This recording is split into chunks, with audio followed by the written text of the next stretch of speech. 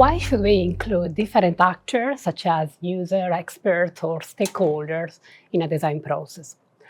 Well, one good reason for including users is that they are experts of a problem and therefore they can be part of the solution. Then, experts can bring knowledge from relevant disciplines and stakeholders can bring competence in parts of the project they are somehow involved in. The sooner you have all of them on board, the more committed and collaborative they might be towards a common goal. We call co-design a collaborative process that, through specific methods and tools, engages users and other stakeholders in the design of a solution. It has two main routes. One route is user-centered design, where users are seen as subjects of study. Designers observe and interview them. Co-design differs from this approach because users are actively involved and play a key role from idea generation to the development. Another route is in participatory design, which has a high degree of political and ethical load. Here, the process towards democratic deliberation is a very core point. Co-design, in other words, can be relevant for both its process and its results. In fact, it may have different purposes, detecting needs, generating or developing ideas, informing, engaging or activating people, building a team, research in a more responsible and sustainable way. Co-design has to do with the commons and the public interest services. Commons are essential shared resources and living social systems. Public interest services are those that generate outcomes that ensure coexistence, survival, and sustainability of the public. Co-design tools may be a way to amplify the interest of the public. This is the reason why it is embedded in service design, where collaboration of actors is key to produce a service, and in social innovation, where common interest, public value, and community centricity are paramount. Co-design can be introduced in all phases of a design process. It can help in early stages by orienting the directions of work according, for instance, to the user needs and preferences. In later stage, co-design can help questioning design direction or specific solutions. This can bring about the enrichment of a concept or even its radical change.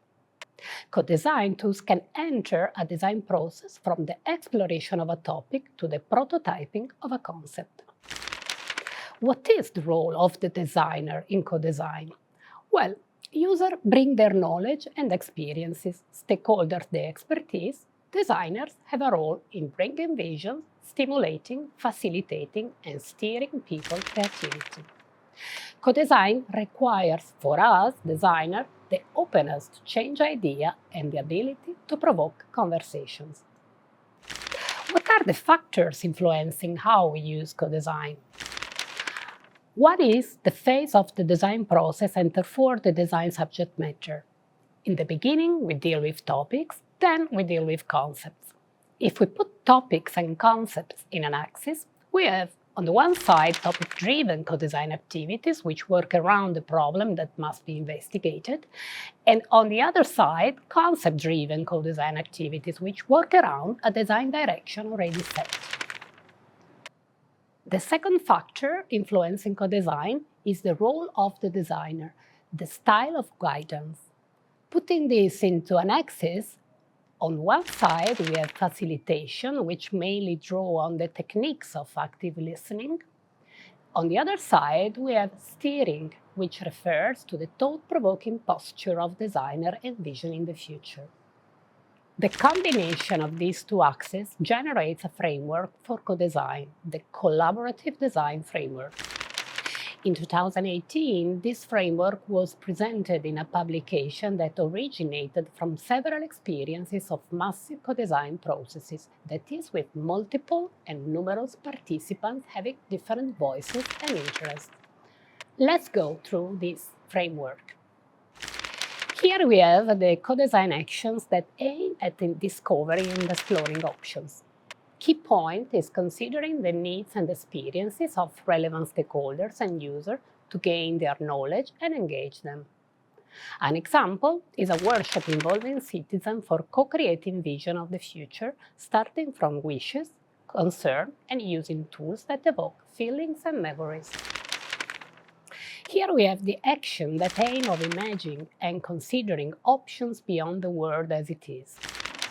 Key point is stimulating the capacity of people to envision alternative ways of doing things, to challenge behaviors and conventions. An example is a workshop to familiarize people with a set of topics by presenting good practices to inspire them, make them discover new possibilities, and create a context for experimentation.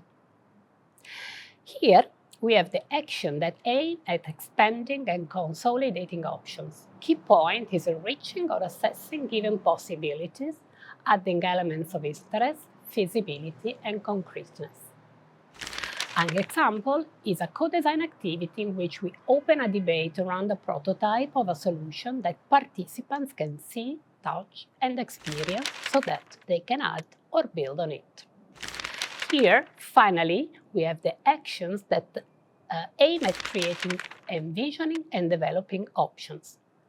Key point is generating possibilities or elaborating existing ones through a critical process that may bring principles into questions.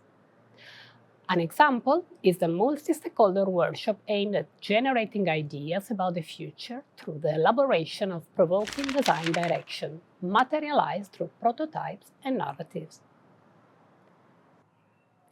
In the previous examples, we have seen several kinds of physical artifacts and interactions.